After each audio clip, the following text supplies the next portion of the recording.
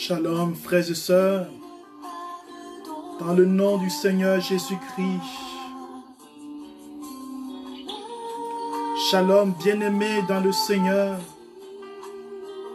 Nous sommes devant le trône de la grâce, devant le Dieu vivant, le Dieu unique qui nous appelle dans sa miséricorde, qui vient nous rejoindre dans sa tendresse. Alléluia. Merci Seigneur. Merci Seigneur de me donner maintenant d'être présent. Oui, merci de te dépouiller pour notre humanité en ce thème important aujourd'hui. Oh Majesté. Barakaya Baushaba Koribalabashe. Rama Ushabalo Kaibiriba Ushaba Rakaya Balabashe. Kombi Rakama Uson Tabala Karabashe. Que ta parole vienne féconder nos vies, Seigneur. Mon peuple périt, faute de connaissance. Dis ta parole. Me voici, Seigneur. Qu'est-ce que ta parole veut dire? Qu'est-ce que tu veux nous dire en ce temps, Seigneur, en ces moments? Qu'est-ce que ta parole veut me dire à moi, Seigneur? Je ne veux pas l'écouter comme un spécialiste. Je veux l'écouter comme la première fois. Comme si c'était la première fois que j'entendais cette parole. Oui, donne-moi des oreilles renouvelées par l'Esprit.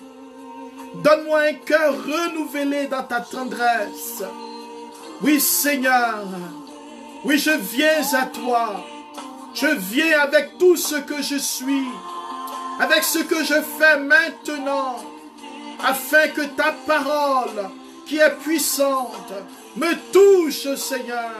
Alléluia. Oh, Majesté.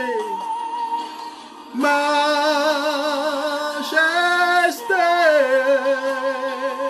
Oh, Shabi Karamamama.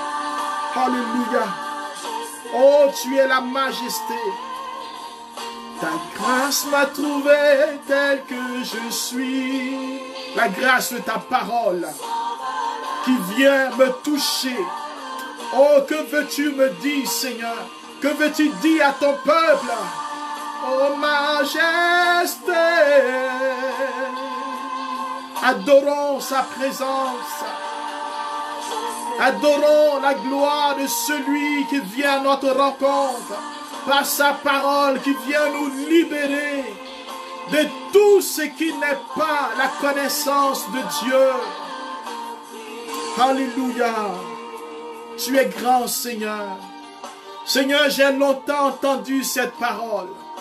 Mais aujourd'hui, tu veux, Seigneur, me révéler, Seigneur, ce que tu veux me dire à moi. Car la révélation vient de toi, Seigneur. Et je te prie pour celui qui m'écoute. Je te prie pour celle qui m'écoute. Que, Seigneur, cette parole ne soit pas une parole, Seigneur, morte. Que l'ennemi ne vienne pas voler la grâce de la parole. Que les distractions de ce monde ne viennent pas nous couper de la grâce. Répands, Seigneur, ton esprit. Alléluia. Ta grâce m'a trouvé, oh, tel que je suis. Sans valeur pour toi, perle de pluie. Oh, majesté. Oh, majesté. Je suis là devant toi. Avec mon frère et ma soeur, avec son péché, avec sa fragilité, avec ses faiblesses. Avec ce jour difficile, avec ces moments difficiles, avec ces temps de joie. Oh, je suis devant toi, Seigneur. Et je veux te louer, oh mon Dieu. Alléluia, bien-aimé. Nous voulons rendre gloire au Seigneur. Nous voulons adorer sa sainteté. Nous voulons lui dire merci pour tout ce qu'il veut faire avec nous aujourd'hui. Seigneur, sois béni, sois élevé, sois glorifié, Seigneur. Oh, merci mon Dieu, merci pour ta parole qui vient me rejoindre. Alors, frères et sœurs, nous sommes dans le livre d'Osée. Et je vous prie d'avoir votre Bible.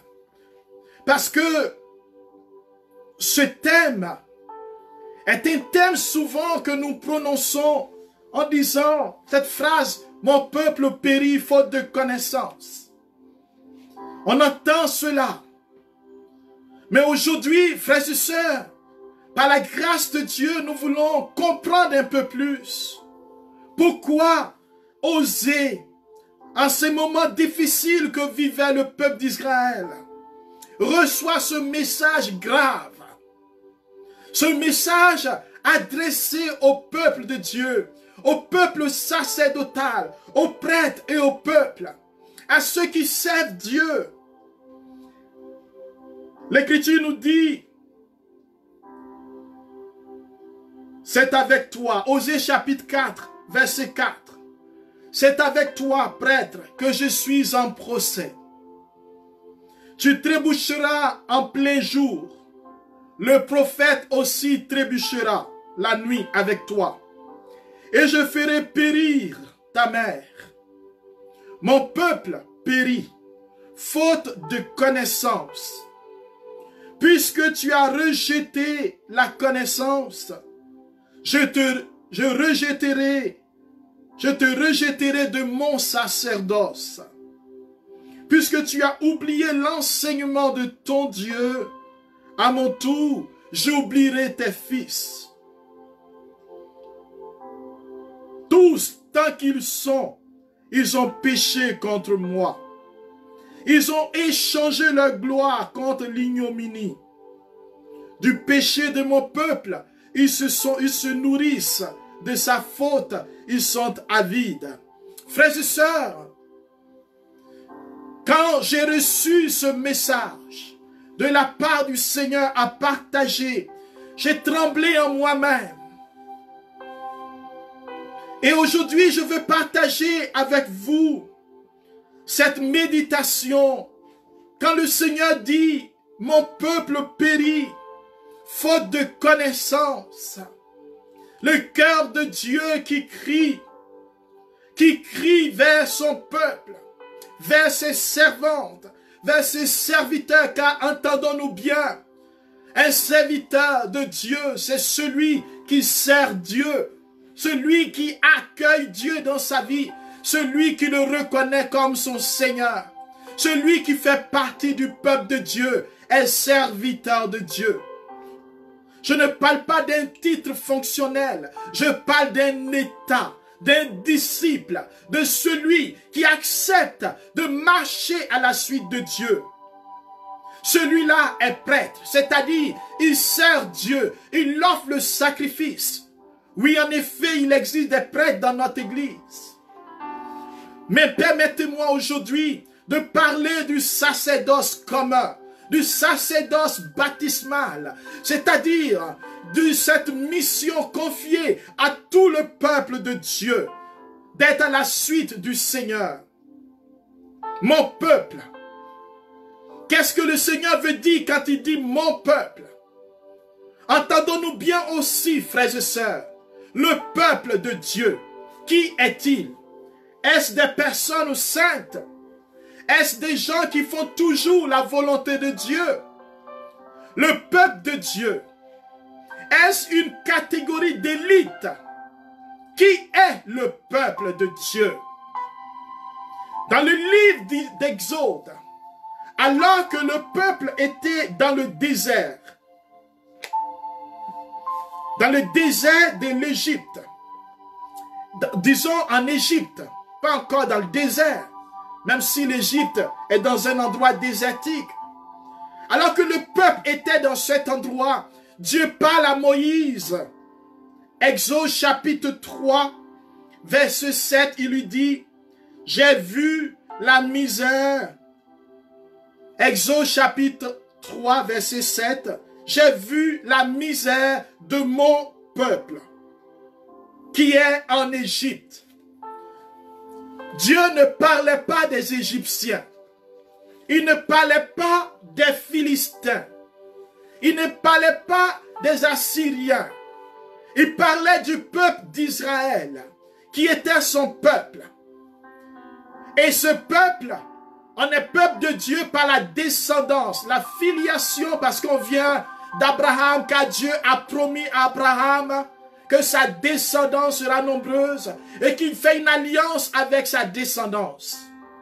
Alors, entendons-nous bien, dans l'Ancien Testament, le peuple de Dieu, c'était le peuple de l'alliance. Mais on se rend compte que, avec Rahab, la prostituée, qui va entrer dans ce peuple par la miséricorde de Dieu, la Moabite, va aussi entrer. Donc des personnes qui ne venaient pas de la descendance d'Abraham vont être cooptées, intégrées à ce peuple à cause de leurs actions. On sait que quand le peuple de Dieu quittait l'Égypte, il y avait des personnes qui ne faisaient pas partie de ce peuple de Dieu, qui se sont joints à ce peuple. Et c'est avec tout ce monde que Dieu conclut une alliance au Sinaï. Qui est donc le peuple de Dieu? Ce sont ces personnes qui viennent de la descendance d'Abraham, c'est-à-dire qui épousent la foi en un Dieu unique, en le Dieu d'Abraham, le Dieu d'Isaac, le Dieu de Jacob. Dans l'Ancien Testament, Dieu s'engage à dire que ce peuple est son peuple. On va voir dans la marche, la traversée du désert, que même le Seigneur va souvent dire à Moïse, ce peuple, il dit plus mon peuple, il dit ce peuple à la nuque raide. Frères et sœurs, Isaïe, on va le lire, le chapitre 29. Qui est le peuple de Dieu? On va voir qu'il va avoir toute une progression. Ce peuple de Dieu peut même être infidèle. On va le voir que dans la traversée du désert, le peuple de Dieu, même au Sinaï, pendant que Moïse monte pour les 10 commandements, ils vont adorer un veau d'or. Pourtant, c'est le peuple de Dieu. Il ne s'agit donc pas d'une élite. Il s'agit de ceux que Dieu a choisis, avec leur fragilité, leur faiblesse, parce qu'ils viennent de la descendance d'Abraham. C'est Israël, le peuple de l'alliance. Isaïe, le chapitre 29, verset 13, dit ceci. C'est le Seigneur qui parle. Parce que ce peuple, vous voyez, il dit plus mon peuple. Il dit ce peuple est près de moi en parole et me glorifie de ses lèvres. Donc nous avons ce peuple qui est en fait le peuple de Dieu, mais parce qu'il glorifie Dieu du bout des lèvres.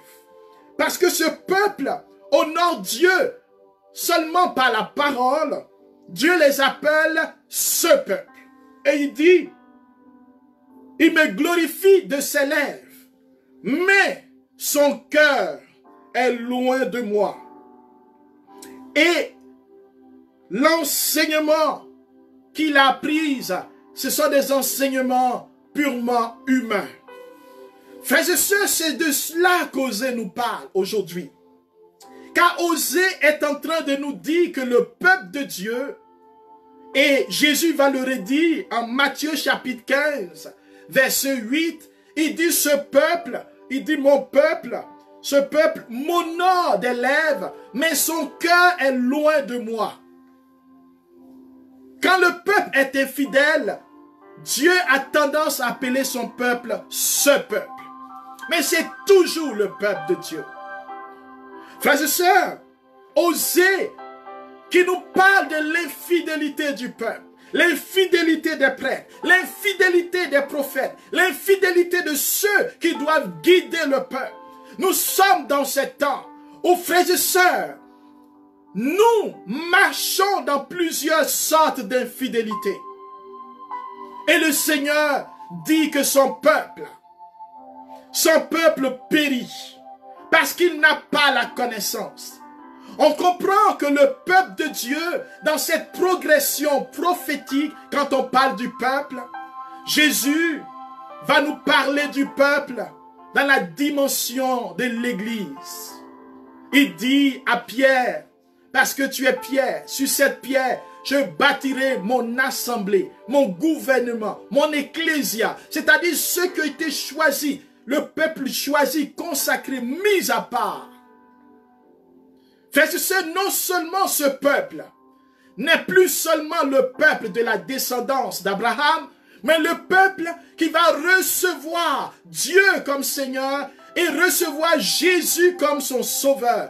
Jean chapitre 1 verset 12, à tous ceux qui l'ont reçu, à tous ceux qui croient en son nom, il leur a donné à ces peuples le pouvoir de devenir enfants de Dieu. Alors frères et sœurs, c'est ce peuple-là à qui il peut arriver d'honorer Dieu du bout des lèvres. C'est à ce peuple-là pour qui Jésus-Christ est mort. Ce peuple dont je fais partie, dont tu fais partie. Le Seigneur ne s'adresse pas aux gens qui ne le connaissent pas. Il dit mon peuple, ceux que j'ai choisis, ceux pour qui je suis mort, ceux qui m'ont dit qu'ils m'aimaient, ceux qui m'ont donné leur vie. Ce peuple périt, faute de connaissance. C'est grave, frère. Pourquoi Dieu dit-il cela? Qu'est-ce que la connaissance? Qu'est-ce qui nous manque pour que nous périssons? Pourquoi périssons-nous? Comment se fait-il qu'il nous manque la connaissance?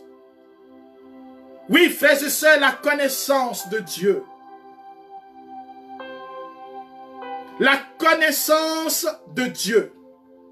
Les livres de Proverbes nous parlent de cette connaissance. Regardez avec moi Proverbes chapitre 2. Je voudrais aujourd'hui que nous puissions entrer en profondeur de ce thème pour que nous puissions méditer profondément ce que Dieu veut nous dire. Et la Bible nous éclaire, l'Esprit Saint nous éclaire.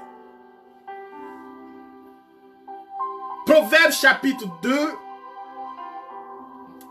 il dit ceci: mon fils, si tu accueilles la parole, si tu conserves à part toi mes préceptes, rendant tes oreilles attentives à la sagesse, inclinant ton cœur vers l'intelligence, oui, si tu fais appel à l'entendement, si tu réclames l'intelligence, si tu la recherches comme l'argent, si tu la creuses comme un chercheur de trésors, alors tu comprendras la crainte du Seigneur, la piété du Seigneur. Tu trouveras la connaissance de Dieu, car c'est Dieu qui donne la sagesse. De sa bouche sortent la connaissance et l'intelligence. Frères et sœurs, donc la connaissance dont on parle, il ne s'agit pas d'être intelligent humainement. Il ne s'agit pas de la raison humaine simple. Oui, on peut connaître Dieu par la raison, par la sagesse, parce qu'on voit. Mais la connaissance dont on parle, elle vient de la bouche de Dieu. La connaissance dont on parle, c'est la parole de Dieu. Et Jésus dit au diable, dans l'évangile de Matthieu chapitre 4, quand le démon lui dit de changer le pain en nourriture, il dit l'homme ne vit pas seulement de pain, mais de toute parole qui sort de la bouche de Dieu. Donc la connaissance dont il s'agit, c'est la parole de Dieu, c'est la révélation de Dieu. Mon peuple périt faute de révélation. Mon peuple périt faute de la révélation. Cela veut dire, ça change tout, mon frère. Dans ce que j'ai vu, la révélation de Dieu. Quand on dit la parole de Dieu, souvent on dit je lis la Bible. Non, cette parole nous fait entrer dans la révélation. Quand j'écoute un enseignement, quand j'entends une prédication, quel est le message de Dieu pour moi? Quelle est la révélation dans ma vie? Si je ne saisis pas la révélation, nous dit l'Écriture, je péris. Je suis en train de dépérir. Je suis en train de perdre les grâces. Je suis en train de passer à côté d'une faveur de Dieu. Et le peuple de Dieu qui périt, faute de révélation. Car on sait que la vraie révélation, nous dit Jean chapitre 1, verset 14, c'est le Verbe qui s'est fait chair, qui habitait parmi nous. Nous avons contemplé sa gloire. Et cette gloire-là, il la tient de son Père comme Fils unique. Bien-aimé, alors mon peuple périt faute de révélation, faute de la connaissance du Fils, du Christ, du Logos, du Réma, de la parole de Dieu révélée, qui est Jésus-Christ lui-même. Ils osaient déjà nous faire entrer de manière prophétique en disant que le peuple de Dieu qui ne reçoit pas, qui n'est pas nourri par le Christ, par la révélation du Seigneur lui-même, au quotidien, il périt. Il meurt. Ne pensons pas que c'est quand on est asphyxié, quand on est décapité qu'on dit qu'on est mort. Mourir spirituellement, c'est ne pas vivre de la grâce de Dieu. Ne pas vivre de la faveur de Dieu. Ne pas vivre en pleine communion avec le Seigneur. Mon peuple, sur qui est invoqué mon nom, s'il s'humilie, nous dit 2 Chroniques chapitre 7, verset 14. Le peuple sur qui est invoqué mon nom.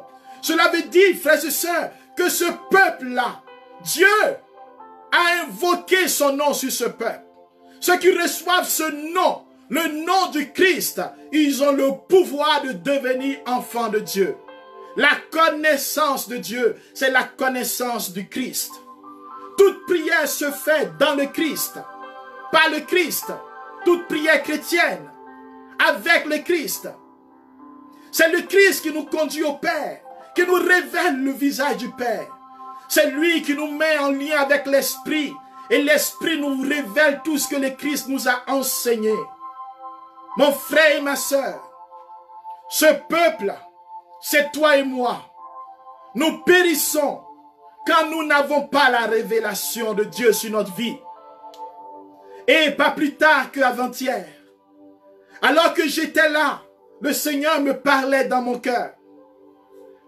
Et il me disait, mais tu vois, souvent vous vous approchez de moi sur la base de vos intérêts et de vos attentes. Vous me dites, Seigneur, donne-moi un travail. Seigneur, délivre-moi. Vous faites bien, car j'ai dit dans ma parole, Matthieu chapitre 7, verset 7, demandez et vous recevrez. Mais, dit le Seigneur, dans cette discussion intérieure, il me disait, mais je ne suis pas limité à vos demandes. Je suis plus grand que votre maladie, que vos épreuves. Je suis Dieu et je suis celui qui veut faire alliance avec vous dans l'entièreté de votre vie. Ne venez pas seulement à moi quand ça va mal ou quand vous êtes trop content, mais en toute occasion, je veux que vous viviez. Car même si humainement je me révolte, même si humainement je désespère, j'ai besoin de la révélation de Dieu pour vivre. Car mes pensées, nous dit l'Écriture, ne sont pas les pensées de Dieu. Frères et sœurs, qui d'entre nous, allons-y, qui d'entre nous allons mourir avec l'emploi que je recherche, avec la maison, les projets, la guérison? Oui, nous en avons besoin. Et Dieu dit, je sais cela. C'est moi qui ai dit, demandez, vous recevrez. Mais ne venez pas à moi comme si j'étais un Dieu ingrat. Comme si j'étais un Dieu mauvais. Un Dieu à qui il faut insister avant qu'il agisse. Le Seigneur me disait même, il y a certains qui vont dire, je vais passer par la Vierge Marie pour avoir gain de cause. Oh oui, vous pouvez prier avec Marie. Mais je suis bon. Je suis doux et humble de cœur. Mettez-vous à mon école. Matthieu chapitre 11. Mettez-vous à mon école, frères et sœurs, ce peuple qui a besoin de la révélation pour vivre, pour ne plus périr, c'est moi. Toutes les fois, frères et sœurs, où je dis, Seigneur, pourquoi m'as-tu abandonné? Toutes les fois où j'ai dit, Seigneur, je ne veux plus prier, je suis révolté contre toi. Rappelons-nous, le peuple d'Israël dans le désert, ils se sont révoltés. Rappelons-nous l'histoire de Job. Job a fini par se révolter. Mais dites-moi, est-ce que Dieu est venu dire à Job, dans 2 jours, 3 jours, dans 1 an, ton épreuve va finir? Pendant que Job souffrait, pendant que le peuple est éprouvé, pendant que toi et moi, nous sommes éprouvés, pendant que la maladie persiste, Dieu est bon, Dieu est là, Dieu est avec toi, l'Emmanuel. Et alors que Job pensait que Dieu l'avait oublié, le regard de Dieu était sur lui. Et au moment fixé, alors qu'il a donné la permission aux démons de l'éprouver, de l'opprimer, il a même tué ses enfants. Il a rendu Job pauvre et malade, malheureux. Mais Dieu n'avait pas dit son dernier mot, mon frère. Oh, le peuple de Dieu périt parce qu'il n'a pas la révélation de Dieu sur sa vie. Nous n'avons pas la connaissance de ce que Dieu est en train de préparer. Pourquoi l'épreuve? Pourquoi la souffrance? Pourquoi la persécution? Pourquoi cette tentation? Pourquoi est-ce que je chute tout le temps? Quelle est la révélation pour moi? Comment faire, Seigneur? Comment comprendre ta volonté sur ma vie? Quand tu m'appelles, quelle est la révélation? Le peuple de Dieu, Dieu ne veut pas que son peuple périsse. Dieu veut nous donner la connaissance pleine. Un Dieu unique, un Dieu bon, un Dieu omniscient qui sait tout, un Dieu omnipotent qui a toute puissance, mais qui nous donne la liberté pour que nous puissions correspondre à cette identité d'enfant de Dieu. Oh, Dieu ne t'a pas abandonné. Dieu n'est pas ingrat. Dieu n'est pas loin. Il est proche de ceux qui l'invoquent. Frères et sœurs, personne ne peut dire que Dieu répond à toutes ses prières comme il veut. Dieu nous exauce selon sa volonté. Et cela est souvent difficile pour vous et moi quand on passe par l'épreuve. Quand souvent on voudrait que Dieu nous exauce à la lettre. Il dit, je suis Dieu. Je suis Dieu. Arrêtez, je suis Dieu, dit-il en Isaïe. Frères et sœurs, c'est lui qui est Dieu. C'est lui qui décide. Et c'est lui qui sait toutes choses. Nous avons du mal à le comprendre. Nous n'avons pas cette connaissance et nous périssons. Et nous déprimons, nous pleurons. Alors que Dieu sait ce qui est bon pour nous. Est-ce que tu crois cela? Que Dieu sait ce qui est bon pour toi. Est-ce que tu crois que Dieu sait mieux que toi ce dont tu as besoin? Peut-être que tu m'écoutes et tu dis pas sûr. Moi aussi. Oh, moi aussi je voudrais avoir un bon emploi. Moi aussi je voudrais être marié. Moi aussi je voudrais voyager. Moi aussi je voudrais avoir des promotions. Mais quand tu dis moi aussi, te compares-tu aux autres? Oh oui, normalement. Parce que je suis enfant de Dieu. Je suis appelé, dit l'Écriture, à être à la tête. À la tête de quoi? Mon peuple périt faute de révélation. Dieu veut te mettre à la tête de quoi, mon frère, ma soeur? Oui, cela va dans toute notre vie. Dans ma vie comme dans la tienne. Le Seigneur veut se révéler comme celui qui nous aime, comme celui qui est avec nous, comme celui qui ne nous abandonne jamais. Mais le peuple de Dieu, regardez ce qu'Isaïe dit, dans le livre d'Osée. Il dit, mon peuple, qu'est-ce qu'il fait? Quand il n'a pas la connaissance, quand il n'a pas gain de cause, il y a certains qui vont aller chercher des hommes puissants. Ils vont aller chercher des hommes qui peuvent régler leurs problèmes. Ils vont même aller chercher des soi-disant hommes de Dieu, des faux prophètes. Il y en a qui vont aller voir des devins. D'autres vont aller dans les sciences exotériques. D'autres vont aller dans toute forme d'occultisme. Et Osée, le chapitre 4, verset 12 dit, « Mon peuple consulte son morceau de bois. C'est son bâton qui le renseigne. C'est un bâton qui te renseigne, qui prédit l'avenir. C'est un esprit de prostitution qui les égare. Ils se prostituent en s'éloignant de leur Dieu. Notre monde s'éloigne de Dieu. Le peuple de Dieu s'éloigne.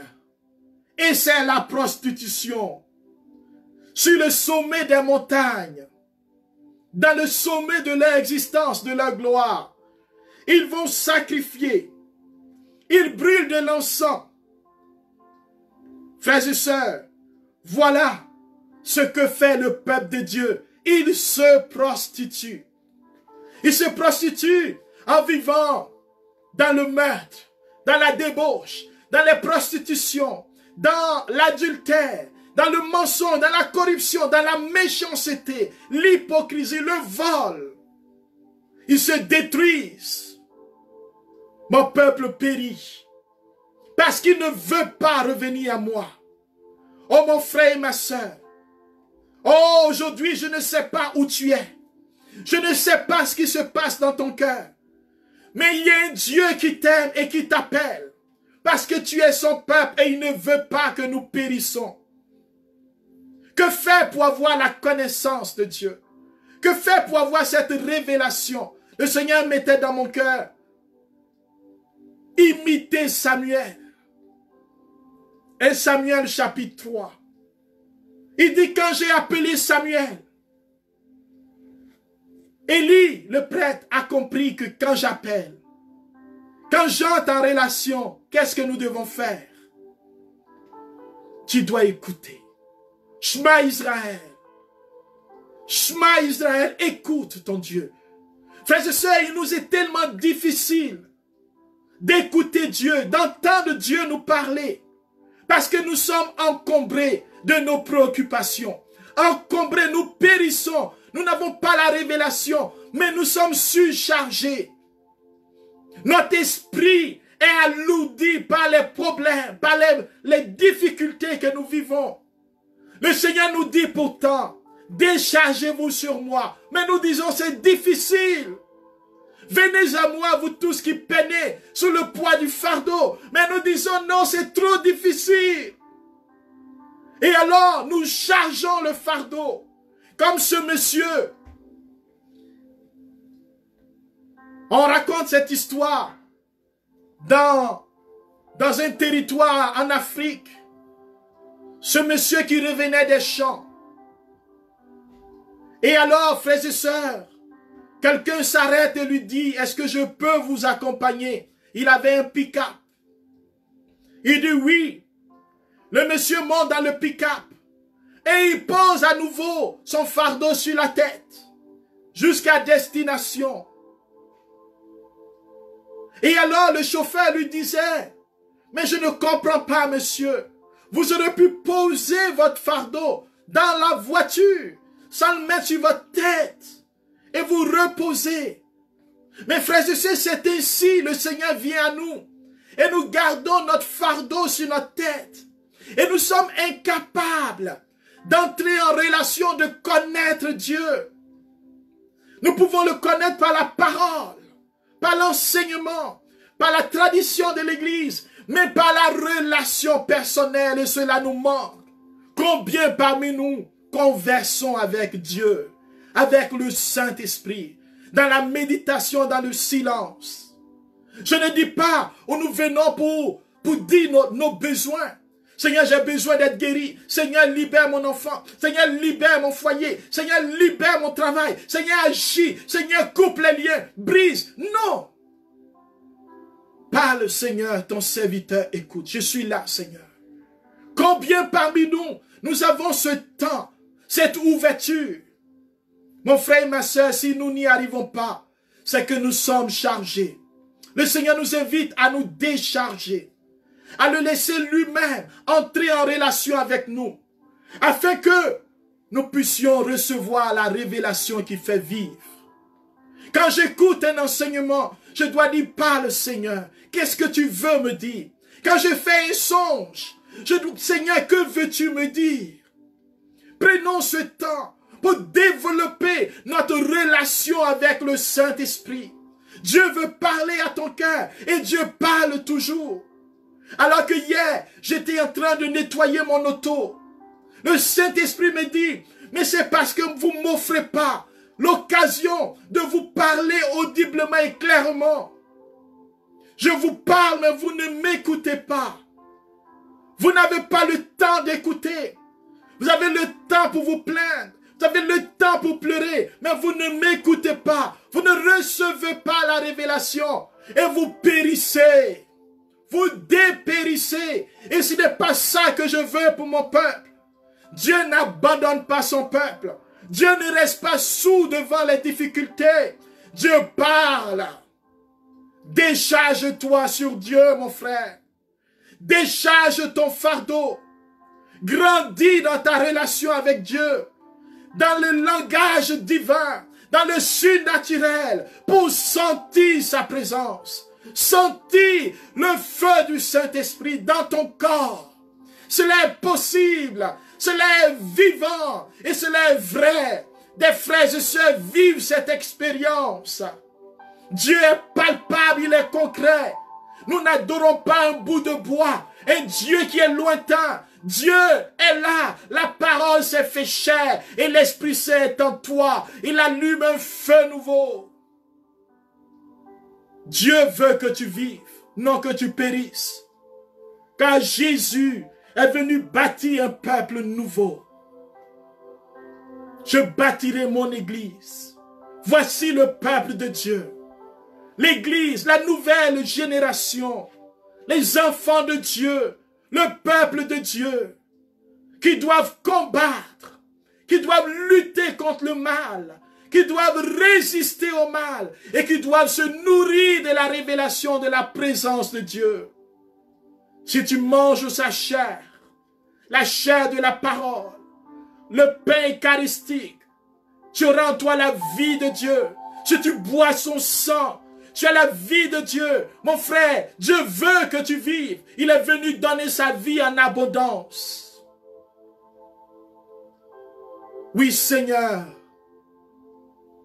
Je te prie pour ton peuple que nous sommes. Je te prie, Seigneur, pour chacun de nous qui périssons. Pour chacun de nous, Seigneur, qui vivons une vie chrétienne à la carte. Qui avons dessiné notre Dieu, notre Jésus, dans notre tête sur la base de notre expérience. Pour certains, Jésus est celui qui fait des miracles, point final. Pour d'autres, Jésus est celui qui guérit, point final. Celui qui délivre, celui qui donne le travail, point final. Mais tu nous dis que Dieu est bien au-delà, Seigneur. Tu es plus grand que ce que l'on peut penser de toi. Les anges n'ont pas fini de te connaître. Et toute prédication est pauvre parce que c'est toi qui l'enrichis.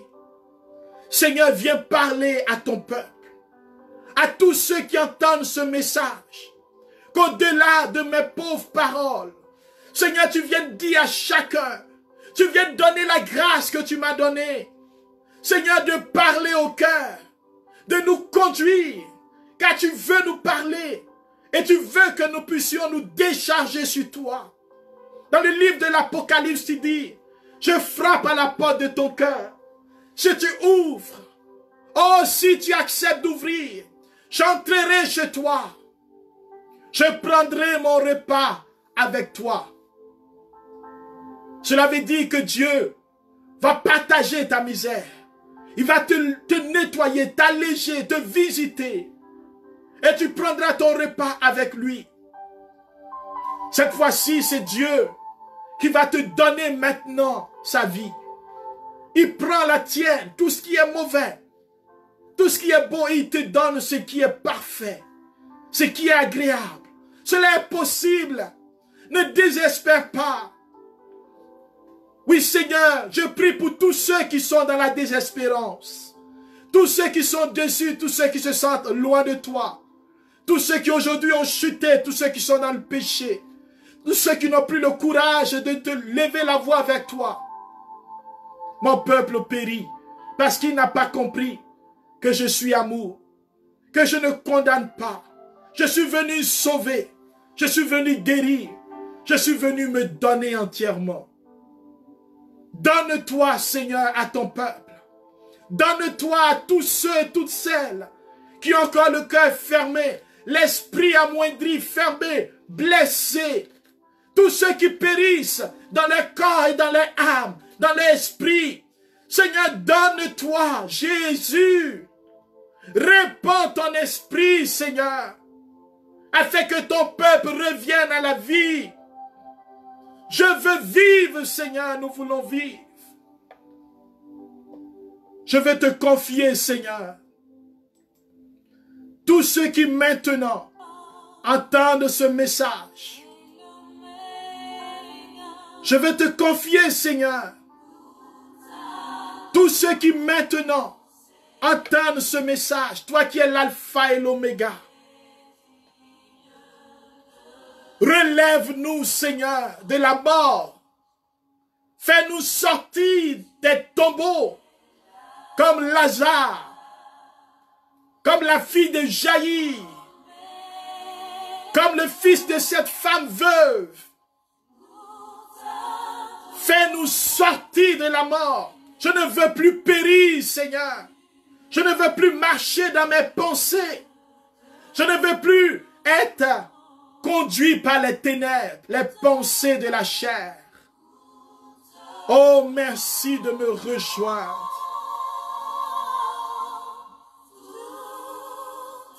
Merci de rejoindre une multitude, Seigneur, maintenant. Dieu parle à son peuple. Dieu parle aux baptisés. Dieu parle à ses servantes, ses serviteurs, ses prophètes, aux intercesseurs. Mon peuple, je ne veux pas que tu périsses. Je me suis donné. Accueille la révélation pour vivre. Tu n'es pas condamné à la mort. Tu es appelé à la vie pour être source de vie et de bénédiction pour ce monde. Ce monde qui va dans la dérive. Ce monde qui périt parce qu'il n'a pas accepté la révélation. Ne fais pas comme ce monde. Ne te corromps pas dans ce monde. Ne va pas adorer des bouts de bois. Ne mets pas ta confiance dans les biens de ce monde. Ne sois pas méchant, hypocrite. Sois lumière. Sois témoin. Sois celle de la terre. Oui, je te prie, Seigneur, pour tous les chrétiens persécutés, ceux qui, à cause de leur foi, sont persécutés dans leur famille, ceux qui se sont convertis au christianisme, sont persécutés par les puissances des ténèbres, par les hommes, les femmes, les membres de leur famille, les amis. Oh Seigneur, bénis ton peuple, afin que personne ne périsse. Nous te rendons gloire et nous te remercions. Alléluia. Oh merci Seigneur.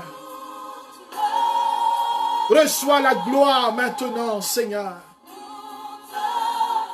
Révèle-toi à tous ceux qui nous écoutent. Tu connais les besoins, tu connais les attentes. Tu dis tu es plus grand et tu nous exauces au-delà de nos attentes. Souffle ton esprit, Seigneur.